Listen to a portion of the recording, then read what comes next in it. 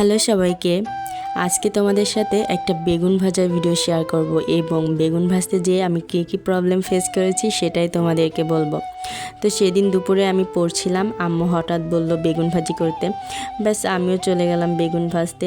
বেগুনগুলো আমি কেটে নিয়েছিলাম এবং কেটে নেওয়ার পরে দেখলাম দু একটা আমি এত বড় করে ফেলেছি।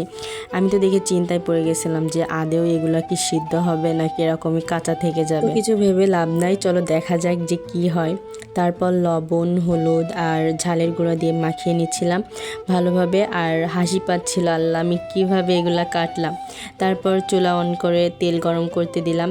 গরম হয়ে গেলে বেগুনগুলো একে একে দিয়ে দিচ্ছিলাম। বেগুনগুলো দেওয়ার সময় আমি এত উঁচু থেকে দিয়েছি যে তেল আমার গায়ে ছিটকে চলে আসছে। তারপর দেখলাম আমি এত পরিমাণ তেল দিয়ে ফেলছি, আম্মু দেখে তো বলছে তোকে কিছু করতে বললে এত তেল দিস, খাওয়া যায় না। তাই আমিও কিছুটা তেল তুলে রেখেছি যে পরে লাগলে দিব। বেগুনের এক পাশ ভাজা হয়ে গেলে আমি সেটা উল্টাই দিচ্ছিলাম এবং উল্টানোর সময় দেখি বেগুনের ভিতরে যে বীচের যে পাটটা থাকে সেটা খুলে পড়েছে। আমারও কি কম বুদ্ধি নাকি, আমি সেটা আবার বেগুনের ভিতরে ঢুকিয়ে আগের মতো করে রেখেছি। আমি তো বুঝতেছিলামই না যে বেগুনগুলা কি তোলার মতো হয়েছে নাকি ভেতরে আবার না জানি কাঁচা থেকে যায়। তারপরে কয়েকটা আমি তুলে ফেলছিলাম, আবার কয়েকটা রেখে দিয়েছিলাম যে আসলে হয়েছে কিনা বুঝতেই পারতেছিলাম না।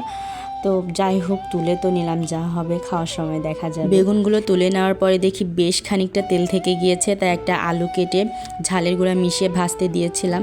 মানে সেদিন যা মন চাচ্ছিল তাই করেছিলাম, খাওয়া যায় আর না যায়। সো আজকের ভিডিও এই পর্যন্ত, আল্লাহ হাফেজ।